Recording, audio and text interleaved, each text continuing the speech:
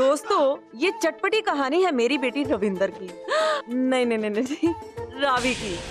ओए नहीं, रविंदर की। आप सोच रहे होंगे कि ये सारा चक्कर क्या?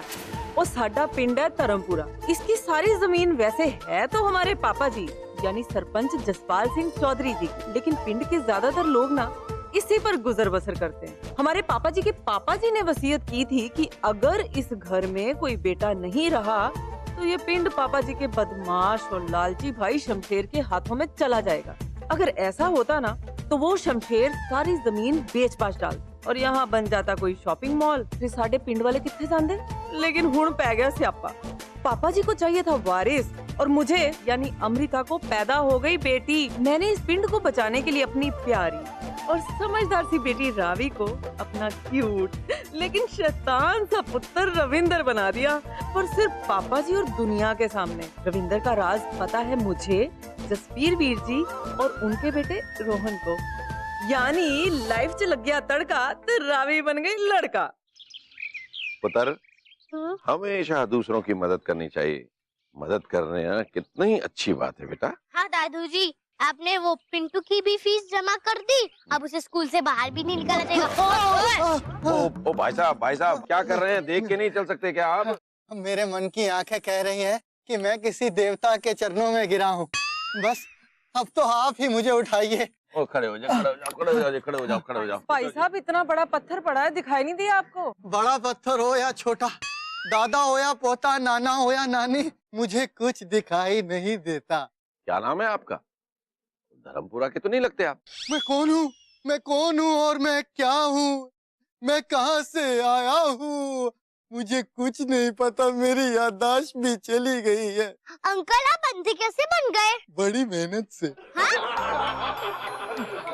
बड़ी मेहनत से मैं हमेशा सोचने की कोशिश करता हूँ कि मैं अंधा कैसे हो गया, लेकिन मुझे कुछ याद नहीं आता। बस यही याद आता है कि मैं अंधा था, मैं अंधा हूँ, मैं अंधा ही रहूंगा।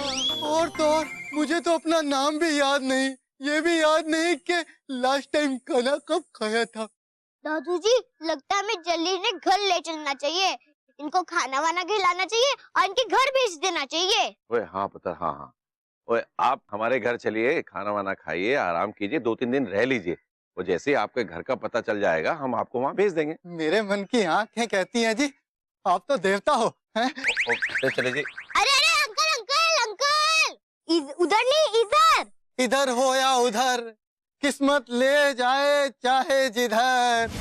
जब तक सरपंच जी आते हैं तब तक चाय ही पिला दो जसबीर भाई। अगर चाय के साथ नाश्ता भी मिल जाए तो मजा आ जाएगा।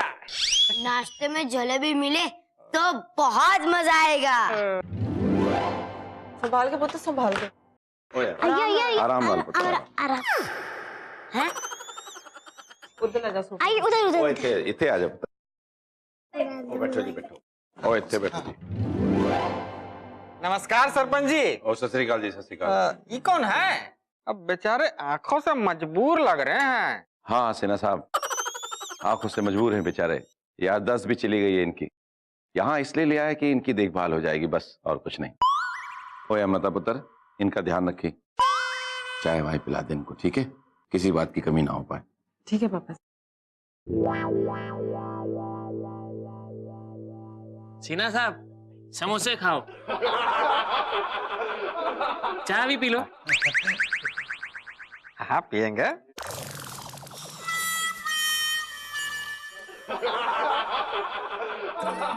हमारे मन की आंखें कहती हैं कि आप सब लोग बहुत अच्छे हैं। भगवान आपको हमेशा खुश रखे। हमारा सरकारी नौकरी वाला बिहारी दिमाग कह रहा है कि दाल में कुछ काला है। नहीं, पूरी दाल ही काली है। लगता है ये आदमी कोई चोर उर है। पर Ranjan Sinha junior engineer PWD इससे भी अपना फायदा निकाल ही लेगा। मजाक समझे का?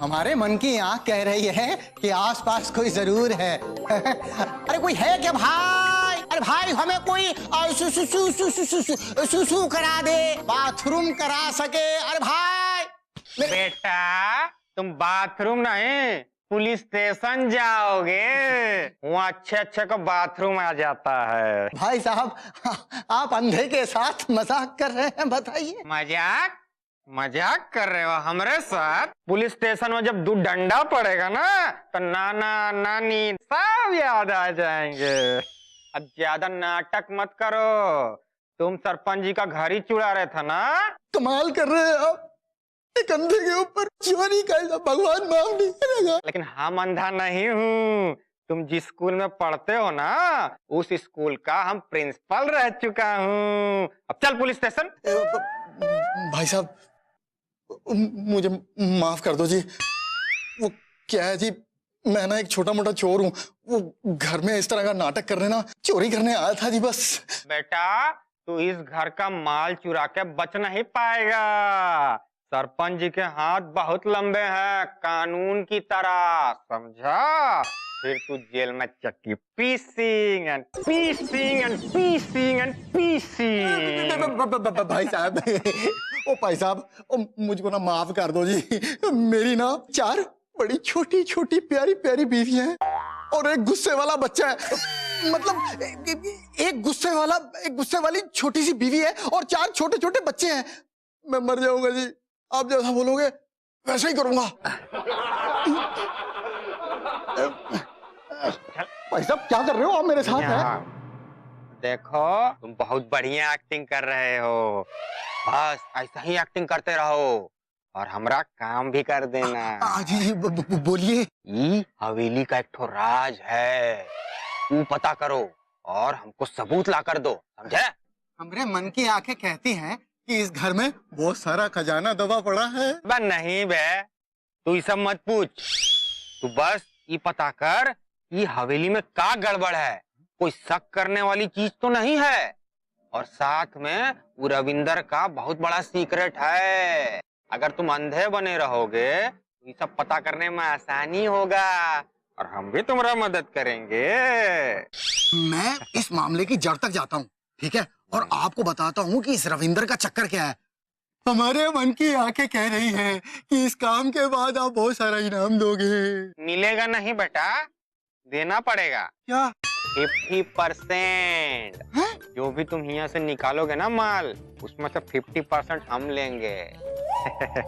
अगर ज्यादा गड़बड़ किया और भागने का सोचा और हमारा नाम लिया और हमारा काम भी नहीं किया तो समझ लेना हम एक सरकारी अफसर हूँ। तुम्हारा वो हाल करेंगे कि तुम्हारा बच्चा भी कहेगा कि पापा घर पर नहीं है। मजाक समझा है क्या? नहीं जी नहीं, मैं आपके साथ कैसे गद्दारी कर सकता हूँ? आप तो मुझसे भी बड़े चोर हैं।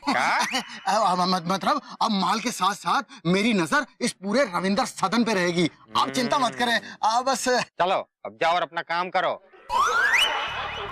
जो बात हम आंखें होते हुए भी पता नहीं कर पाया वो ये अंधा पता कर लेगा, और जब राज पर से पर्दा उठेगा तो सबकी आंखें फटी की फटी रह जाएंगी। मजाक समझे हैं का?